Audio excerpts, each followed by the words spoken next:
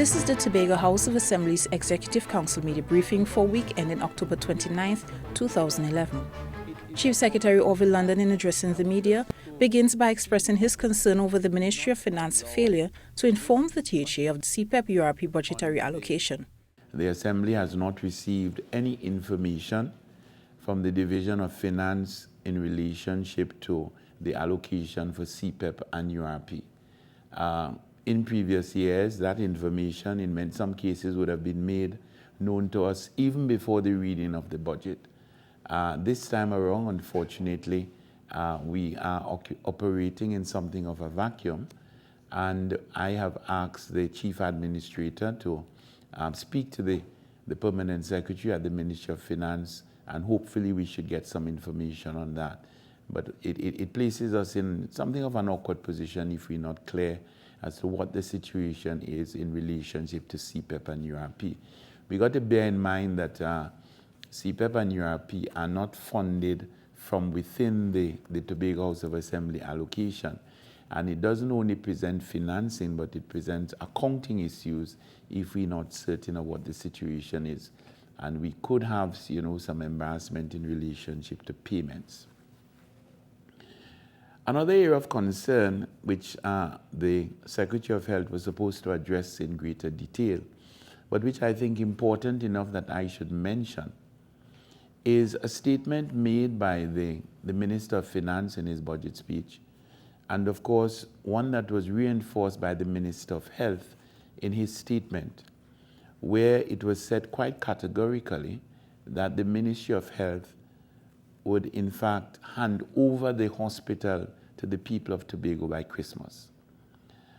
I want to suggest that that statement could be misleading. Now, I want us to recall that under the previous government, the arrangement was that the handover of the Scarborough Hospital should be a turnkey operation. In other words, the hospital, it is not just the building, but all the building and the equipment were to be provided, and the hospital was to be functional when it is handed over. I have some concerns based on information, reliable information, received from the Division of Health and Social Services after discussions with the various individuals and interest groups. My information is that some of the equipment which we are supposed to have at the hospital, that the delivery of those equipment might not be completed until maybe the end of the first quarter in 2012. And if we'll give room for testing and other issues, it is impossible for the ministry to carry out its end of the contract and to provide a hospital to the people of Tobago by the Christmas of 2011. One of the things that I am going to insist that we do not do as an assembly is to take over a hospital which is not fully operational and find ourselves in the position where we have to take responsibility for responsibilities that are those of the Ministry of Health and the central government. And therefore, we have written we will be writing to the Ministry of Health requesting clarification as to exactly what is meant by handover and what is it that they expect to hand over by Christmas. But it is my understanding, and as I said, from very reliable sources from within the division, that based on the terms of the agreement, and I want us all to remember that one of the reasons why there has been this, big fuss about the cost of the hospital and the cost overrun is that the terms of reference were changed when the contract was tendered the second time around. Instead of it just being for the construction of a hospital, it was in fact both construction and outfitting of the hospital, and that is how it became a turnkey operation. And we in the Tobago House of Assembly are going to insist that the terms and conditions are upheld by the central government, and therefore I await with interest the response of the central government in respect of this promise to the people of Tobago and the country that the hospital will be delivered by Christmas. I want to deal with an issue which has been in the public domain, but which I think is sufficiently critical that we should spend some more time on it. And I want to illustrate to you and the people of Tobago what I consider the duplicity and the deceit of the minority leader and the minority team in relationship to what I consider to be one of the most important issues involving Tobago and the people of Tobago for the past decade. And I find it quite disturbing that persons who are supposed to be representatives of Tobago should be taking this position and deliberately frustrating a process, but not only frustrating the process, but deliberately misleading the people of Tobago for reasons that are becoming more and more obvious to us as the days go by. And I want to start with the press release and the posture taken by the minority leader and his team in recent times. They are claiming that the reason why they are not, or they were not involved in the process, is because it is a process, as said here, that the minority leader, minority side, has a legal duty and responsibility not to participate in the planned debate because it is illegal. I want to make 2 or 3 points in relationship to that.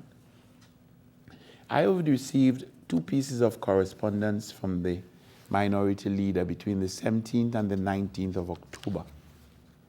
And neither of these 2 pieces of correspondence, which in fact would have indicated the minority leader's concerns, neither of these 2 pieces of correspondence said anything about the illegality of the process. In fact, the correspondence on the 17th of October spoke to the public not being invited to submit its comments, and I responded to that in my letter to him. And then, this is the critical part, it will seem logical for the THA to work with, not against, the central government to achieve what Tobago wants. And then it speaks about the Law Reform Commission preparing a green paper on Tobago self-government, which was sent to you, and a white paper presenting government policy to be laid in Parliament for debate. In light of the above, I formally propose that the debate scheduled for October 21st be postponed following public consultations in Tobago and in Trinidad, and the results of that debate should inform the white paper. This is what was said on the 17th. And on the 19th, the minority leader is even more explicit. And I want the people of Tobago to listen very carefully to what the minority leader of Tobago, elected by the people of Tobago, is telling the Chief Secretary of Tobago, not OVIL London, about a process in which Tobagonians have been involved for so long. I urge you to seek urgent dialogue with the Prime Minister, since there's a commitment that the Chief Secretary and the Prime Minister will sit and discuss this issue. He goes on further. We continue to be of the view that this is a debate in the House about Tobago people's business involving Tobago representatives. He's saying the debate is unnecessary at this time. And we continue to advocate cooperation, not confrontation with central government on this issue. We want to signal our commitment not to participate in a debate in the House, but to participate in all discussion with the central government towards a single bill that captures the aspirations of Tobagonians in the context of the current political construct. When a single bill is agreed upon, the minority side will be willing to debate the bill, That is the bill agreed upon between the central government and the THA, not a bill agreed upon by the people of Tobago, and fully support its submission to the Cabinet of Trinidad and Tobago. As I close, let me again ask you to reconsider the postponement of tomorrow's debate to provide an opportunity for the THA and the central government to achieve consensus on this crucial issue. So the two documents sent to me by the minority leader spoke nothing about the process being illegal. It spoke about the minority leader's concern for the involvement of the central government at this particular phase in the process. And I want to reiterate that it is highly alarming that a person who is going to be considered as a representative of the people could take this position. I want to also draw to the attention of the people of Tobago. The minority leader is being quite disingenuous and hypocritical, because the minority leader is claiming that the process on which we had embarked was a process that was illegal. But not only that it was illegal, that it was so illegal that he could not even come to the House to speak about it. It was so damaging. It was so severe. And that is in October of 2011. Yet in February of 2010, the minority leader and his team were involved in the identical process in the Tobago House of Assembly. On that day, we debated a motion which says, an act to provide for the regulation of marine sports activity in Tobago and for incidental matters. And the process was exactly the same. The motion was brought, the bill was debated, and in fact, on that day, we went even further than we did today, which is that we went straight into committee. And I have here, this is the copy from Hansard. I have here the minority leader's contribution. The minority leader spoke for almost an hour on this bill. But further to that, the minority leader fully participated at the committee stage, made contributions, proposed amendments, held discussions, and was there until the bill was passed in the House. I find it very strange that under a PNM administration in February of 2010, that the minority leader could have participated in this exercise, which he considered to be quite legal. But under the present People's Partnership government, it suddenly becomes so illegal that he could not participate in the process. And I want to draw your attention also to the fact that a process that started in the House actually reached the Parliament of Trinidad and Tobago, and there were results. There's the Tobago House of Assembly Amendment Bill, which in effect spoke to the increase in the number of secretaries from 7 to 9. This bill was debated in the House, sent down to Parliament, and the then representative for Tobago West, Mr. Sanford Calendar, is the person who would have debated it, or at least moved the motion at Cabinet. Not Cabinet, sorry, in Parliament. So in other words, the process in which we have now engaged is a process for which there is great precedent. And I want all of us to bear in mind that this assembly, this administration does not have irresponsible leadership. Everything in which we have been involved, the legal aspect, has been guided by Senior Counsel Rosser Martineau. And Senior Counsel Rosser Martineau is a person who can instruct me in law. And if I have a choice between taking the advice of Senior Counsel Rosser Martineau and taking the advice of the minority leader, I will go with the advice of the Senior Counsel every time. And the Senior Counsel has reconfirmed that the position that's taken by us is a reasonable position, is a legal position. This has been confirmed by our senior state counsel and has also been confirmed by at least one other eminent lawyer. So as far as I'm concerned, we are on the right track. But I want the public of Tobago to bear in mind one very salient fact. Because it is not just about law. It is about, in fact, it is about intent. And we have got to ask ourselves, what is the intent? Because the minority leader was very quick to point to 29.4, which he was trying to use to derail the process. But of course, did not speak to 29.1, 2, and 3, which could have been used to facilitate the process. Because 29.1 says very clearly, in the exercise of its powers under this Act, the Assembly may propose and adopt bills in relationship to the matters for which it is responsible under Schedule 25. Such bills shall be debated in the Assembly according to the standing orders, and if adopted, shall be transmitted by the Chief Secretary to the Secretary to the Cabinet with a request for its introduction into Parliament for enaction into law. Upon the decision of Cabinet for the purpose of a bill that is so adopted shall be introduced into Parliament with a view to its enactment in accordance with the relevant standing orders. What we've got to bear in mind is that the Tobago House of Assembly is not a law-making body. That is what we're trying to get the Tobago House of Assembly to be this time around. It is in fact a law-initiating body. And what we were doing is to attempt to initiate the law by going through the process as defined in the Tobago House of Assembly Act number 40 of 1996. And I would have found it very, very difficult. I will have found it very, very difficult to believe that a Tobagonian will be searching the Act, looking for some spurious reason why the aspirations of Tobagonians should in fact be frustrated.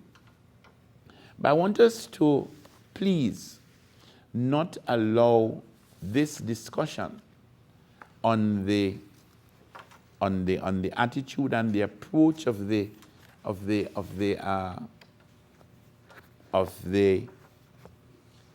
minority leader to distract us from the intent of the Act. Remember, the intent of the process, the intent of this process is to ensure that the people of Tobago realize their aspirations in which they have been involved for more than 4 decades. And therefore, I just want to, maybe very briefly, treat with exactly what the major highlights of what was put before the Tobago House of Assembly last Thursday. And I want to indicate that the bill is not a bill that belongs to any individual, and therefore either side or any individual would have the right to make any comment. And as far as we are concerned on the majority side, we are giving people what you might call a conscience vote. We are allowing people to speak their conscience, so we're not going into those discussions with a party position. We're going into those discussions as individuals, and the members will be consulting with their constituents and the people of Tobago so that they will have one final opportunity to make any relevant amendments to the various bills. And among the provisions in the bill, because I know not everybody would have the opportunity to read the entire bill, which will be published. The Assembly has the right to make laws known as Assembly laws for the peace, order, and good governance of Tobago in the area prescribed as Tobago, and they can do this without reference to the Parliament of Trinidad and Tobago. The draft bill to amend the Constitution also includes provisions that will guarantee that the Assembly through the Executive Council will have the responsibility for all functions relating to Tobago, except for the 11 functions for which the central government has responsibility. Monies appropriated by Parliament shall be no less than 8% of the national budget for that year. And then other major amendments include the increase in the number of councillors from 4 to 8, specification that persons, if they wish to become candidates for assemblyman, they must be residing in Tobago for a period of 4 years. And if they wish to qualify as an elector in a primary election, they must also be resident for 4 years. The Assembly takes responsibility for all areas not set out in the 5th and 6th schedule. The Assembly can borrow both in the local and international market for capital expenditure. And there are a number of other issues, but these are some of the major changes proposed in the draft bills, the amendments to the Constitution and the amendments to the Tobago House of Assembly Act. And I think that if we are to get the central government to agree on this, we need as Tobagonians to find consensus. And I'm urging Tobagonians to get involved in the discussions, to speak to their representatives, whether on the majority side or on the minority side, to let them know how important it is that they should, in fact, treat with all the nuances, all the issues, and make sure that we have a strong united front when we send the documents down to the cabinet. And something from the Division of Finance and Enterprise Development. I think I'll just read it. In its continued effort to stimulate and sustain growth in Tobago's small business sectors, the Business Development Unit of the Division of Finance and Enterprise, Tobago House of Assembly, moved further in its effort to protect Tobago's heritage through entrepreneurship. At a forum held Monday, 24th August 2011, close to $1 million TT was disbursed to 40 local entrepreneurs. The distribution included some $400,000 in loan funding to 3 entrepreneurs, as well as $600,000 to 37 grant recipients under the Enterprise Assistance Grant Program. The grant program, which was officially launched in May of this year, is a seed investment initiative of the Assembly, which responds to the growing demands and challenges of meso and micro entrepreneurs locally. Thus far, Tobagonians have shown a tremendous response to the grant program, with 354 applications valued at TT $8 million. The Business Development Unit, Division of Finance and Enterprise Development, and moreover, the Tobago House of Assembly remains committed to providing opportunities and support to citizens willing to participate in the economic development process towards protecting Tobago heritage. And just 2 announcements from the Division of Community Development and Culture. On Saturday the 29th at the Pembote Heritage Park, the division in collaboration with the Trinbago Association, Calypso Association, will be hosting the first ever vintage Calypso competition. This, of course, is in commemoration of Calypso History Month, which is permanently established on the national calendar of events of Trinidad and Tobago. And my information is that this is the first competition of its kind to be held that vintage Calypso competition as part of the Calypso History Month. And on the 5th of November, that is Saturday, there will be a Bele Festival starting with a procession from the Bell Garden Great House at 4:30 in the afternoon. And this is going to be hopefully the first in a long series of Bele festivals in that area. And it is worthy to note that there were 3 types of Bele dances created in Tobago: the Congo Bele, the Bele Reel, and the Jig Bele. And there's a little boast here which I think is important. It is easy for one to recognize that Tobago has now created 3 additional variations of the Bele, with the conga belly standing out predominant in that it made its way into Kai Festa and was branded and accepted as a dance form created in Tobago. So based on the information that we have here of the 6 regionally accepted forms of belly, 3 of them were created in Tobago, and I think we should just be justifiably proud. It is noteworthy that this has, some potential, because the only island in the Caribbean to have an official belly festival is Martinique, and it has turned out to be quite a tourist attraction, especially for visitors coming out of the region. And hopefully, this particular festival, we might be able to emulate that, especially considering the variety of dances which we can, in fact, display in Tobago. Mr. London, taking into consideration the request by the minority leader, is it the intention of the Assembly to now meet with the Prime Minister or the minority leader over concerns expressed in the 2 letters and the press release? Well, in the first place, I think the request has no merit. And I really feel that the recommendation made is insulting to the process, it's insulting to the Assembly, it is insulting to the people of Tobago. Because what you are telling the people of Tobago is that after they have been involved in a process for 4 years, now that it has reached the point where their Assembly will debate it and send it down to the central government, where the Prime Minister and the entire team will have the opportunity to peruse it and then to transmit it in the Parliament.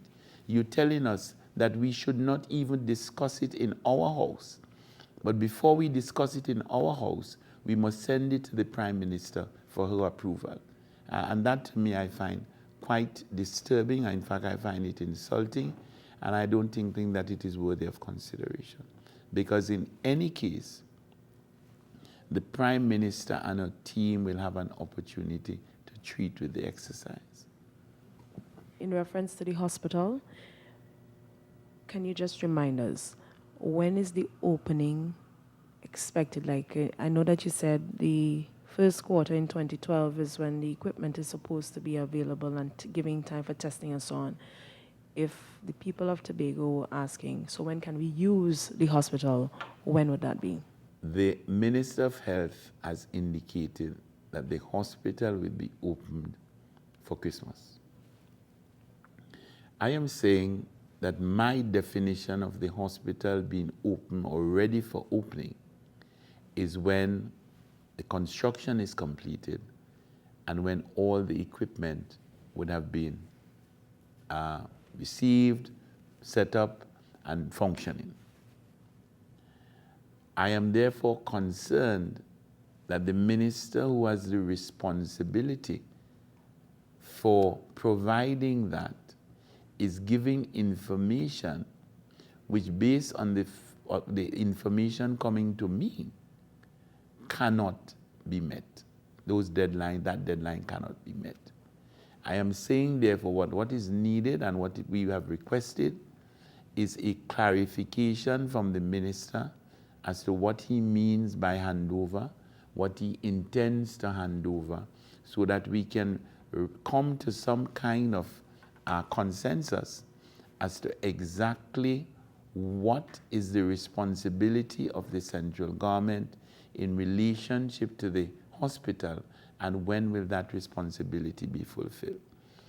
We are very eager to have the hospital up and running, but on the other hand, we are not going to allow ourselves to be finessed and placed in a position where we get a half-completed hospital, and then we are the ones who are left holding the cake, because the central government said, well, we give already the hospital, and look, you all can't run it.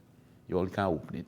When they knew fully well that when they handed it over, it was not ready for occupation or for commissioning, as they call it. So that my answer is that I don't know, and I think the central government or the ministry and the division need to sit together to ensure that the people of Tobago can, in fact, get firm information on that particular issue. You have been viewing the Tobago House of Assembly's Executive Council Media Briefing for week ending October 29, 2011. For the Department of Information, I am Sophie Guillaume.